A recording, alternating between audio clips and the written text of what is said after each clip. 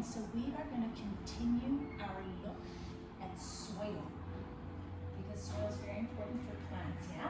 You agree that it's one of the nutrients, one of the things plants needs. So we're going to be talking today about what is in soil. Okay, do you guys have any idea of any of the things that might be? Gracie? Sand. Ooh, you think there's sand? Yes, so you remember some of the conversations. Let's talk about sand first. Because sand is one of the particles that you can find in soil. Now, we're going to use our imaginations, okay? And we're going to imagine that one particle of sand is as big as a basketball, okay? And then we're going to play a comparison game that says, if a particle of sand were as big as a basketball, what would the size of the other particles be? So we're going to need to remember the name of another particle found in soil. Daniela? Silt.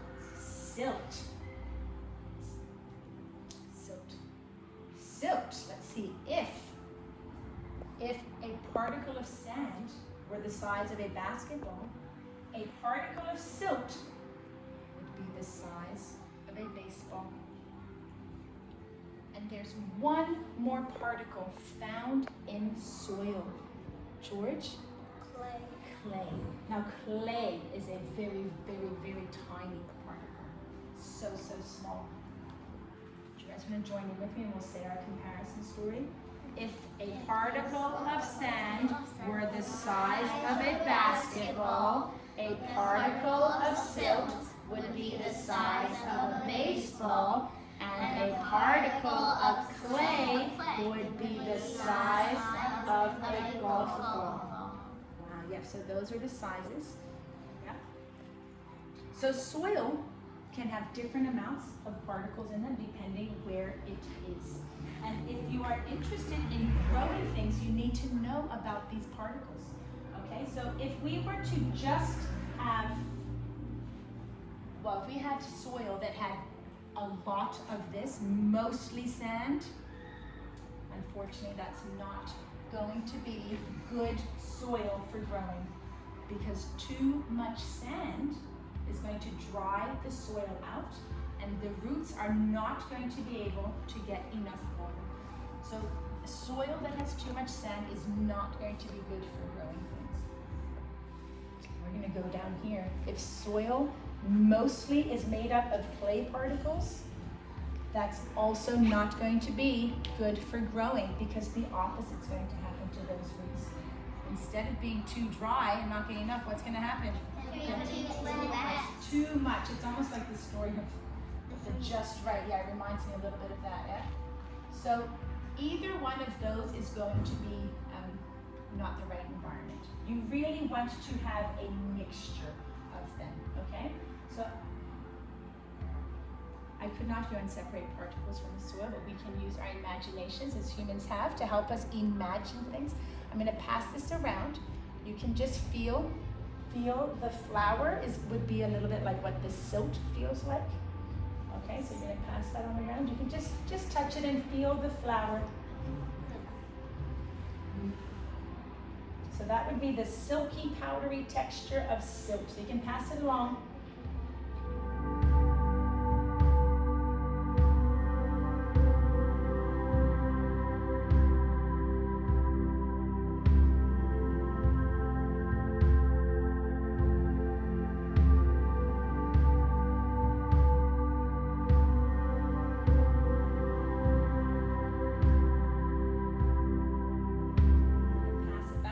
This way this time, and we're going to feel the sugar, okay?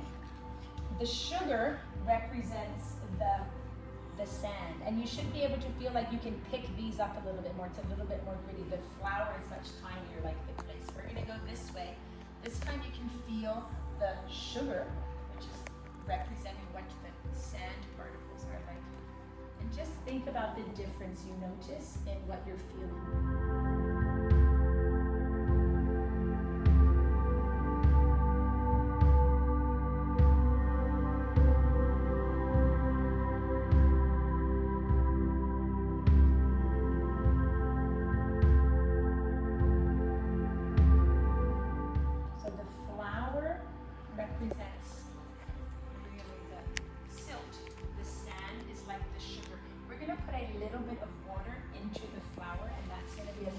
like what the clay is like. It can get a little bit steamy.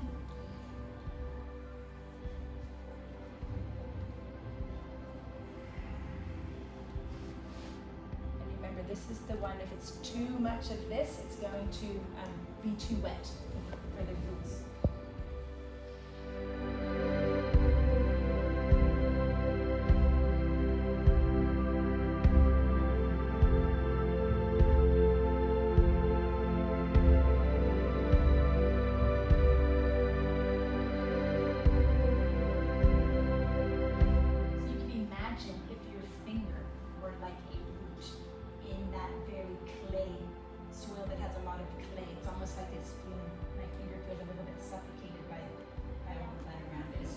Too wet.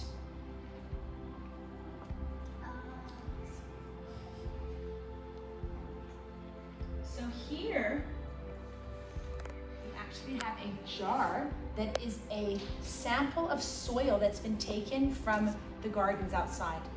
Okay, and I actually did this just the other day, and my friends here were in the gardening club. When we gather the soil and we shake it up in a jar with water, and we leave it for at least 24 hours and let it settle, you can actually start to see the difference between the different types of particles in the soil. The best type of soil is going to have just a little bit of clay, okay? Now, because the sand particles are quite large, where do you think they would go if we shook them up, George? Yeah, and you can see almost that division. Do you see how it looks a little bit lighter at the bottom? That would be the sand particles in the soil. On top of that is the silt, and there's just a very thin layer on top of that, which represents the clay. And do you see the things floating at the top? Does anyone know what that stuff is? Well, you can look and see. It's just some little pieces of leaves. Does anyone know the proper name for that? Yes? Organic matter. Yeah, the organic matter. So those are the things that are found in soil. Okay, so today we have talked again about the different particles found in soil. You now have an understanding about their size and also their texture, and also which type of soil would be best for growing. Who thinks they might be interested in going home and doing a sample of their soil? Yeah, maybe if you're not having success with growing, you might want to look at your soil, yeah? If you do go home and are inspired from our lesson to take a sample, feel free to bring your sample and jar into class and let us know, and we could compare the soils at different gardens and things, yeah? Awesome.